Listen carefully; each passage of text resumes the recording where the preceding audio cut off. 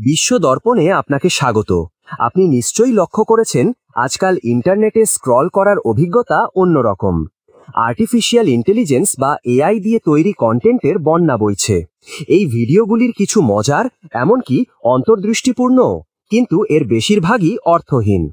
Instagram বলুন কিংবা Facebook থেকে ইউটিউব, সব প্ল্যাটফর্মের ব্যবহারকারীরা এই অদ্ভুত কন্টেন্টের মুখোমুখি হচ্ছেন যার কোনো বাস্তবতা নেই।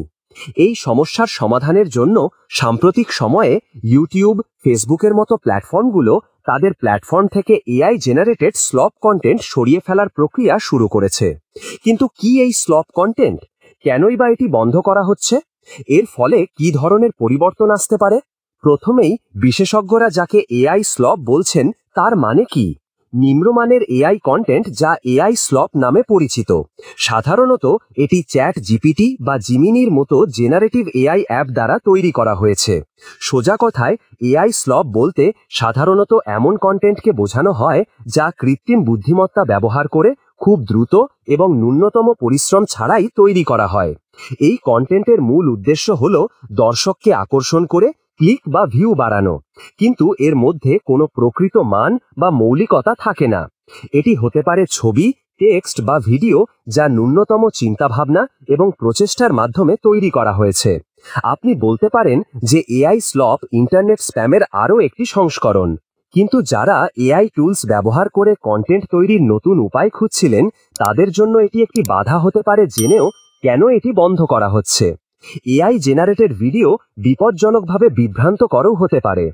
এআই স্লপ কন্টেন্ট প্রায়শই যাচাই না করা তথ্য বা ডিপ ফেক ব্যবহার করে, যা সমাজে ভুল ধারণা ছড়াতে পারে। এই ধরনের কন্টেন্টের নির্মাতারা এগুলো ব্যাপকভাবে তৈরি করে। এই ভিডিওগুলো প্ল্যাটফর্মগুলিতে ছাপিয়ে যায় এবং বাস্তব এবং অর্থপূর্ণ গল্পগুলিকে দাবিয়ে দেয়। অর্থাৎ প্ল্যাটফর্মগুলো নিম্নমানের, পুনরাবৃত্তিমূলক এবং অপ্রাসঙ্গিক কন্টেন্টে ভরে যায়। স্বাভাবিকভাবেই তখন ভালো এবং মৌলিক কন্টেন্ট খুঁজে পাওয়া কঠিন হয়ে পড়ে। এতে ব্যবহারকারীদের অভিজ্ঞতা খারাপ হয় এবং ব্যবহারকারীরা প্ল্যাটফর্মের ওপর বিশ্বাস হারাতে শুরু করে।